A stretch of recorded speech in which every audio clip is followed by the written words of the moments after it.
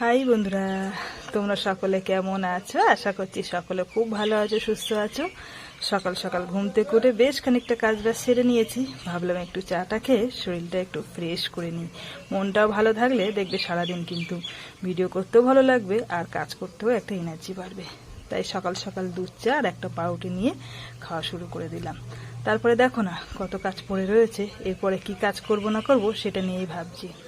ভাবতে ভাবতে হঠাৎ করে চাটা আবার রেখে দিয়ে উঠতে হবে, যেহেতু আমার প্রত্যেক দিন সকালবেলা এসে ঘন্টা নাড়া দেয়। তো সেজন্য আমি উঠে পড়লাম চাটা রেখে।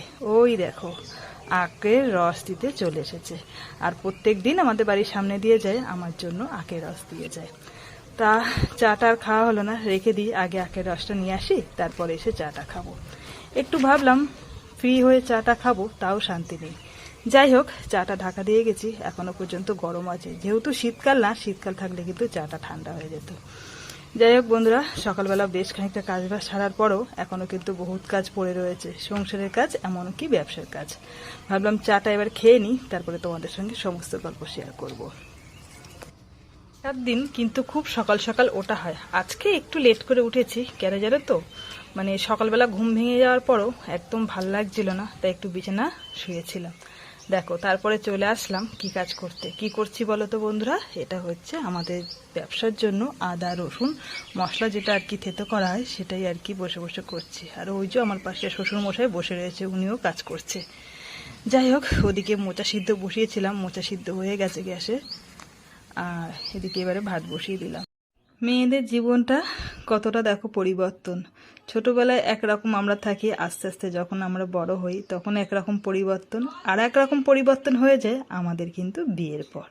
কত একটা দায়িত্ব বেড়ে যায় একটা সংসারের প্রতি। দেখো সমস্ত দায়িত্ব কিন্তু মেয়েদের হাতে। সেই সকাল থেকে রাত পর্যন্ত কীভাবে সংসারটা আমাদের চালাতে হবে সেটা নিয়েই কিন্তু সারাদিন আমরা ব্যস্ত থাকি। তার মধ্যে দিয়ে যখন মনটা ভালো লাগে না একদমই, তোমাদের সঙ্গে একটু শেয়ার করি। যাই হোক, মেয়েদের জীবনে প্রত্যেকেরই এমনই হয়, সেটা আমার বলে না, সবার কপালটাই কিন্তু এমনই। সকাল থেকে রাত পর্যন্ত প্রত্যেকের জন্য চিন্তা করতে হয়, কে কখন কিভাবে থাকতে ভালোবাসে, কে খেতে ভালোবাসে, কার কোনটা পছন্দ, সব কিছুই কিন্তু আমাদের দায়িত্ব। দেখো সারাদিন সংসারে তো কাজ করি, তার মাঝে কিন্তু আমার ব্যবসার কাজ থাকে, সেটা তোমাদের সঙ্গে অল্প অল্প করে শেয়ার করি। এদিকে দেখো সকালবেলা উঠে আদা রসুন লঙ্কা থেতো করে নিয়েছি মশলার জন্য। এবারে রেডি হচ্ছি মশলা তৈরি করে, তারপরে একদম পুরো সম্পূর্ণ চপের তরকারি বানাবো।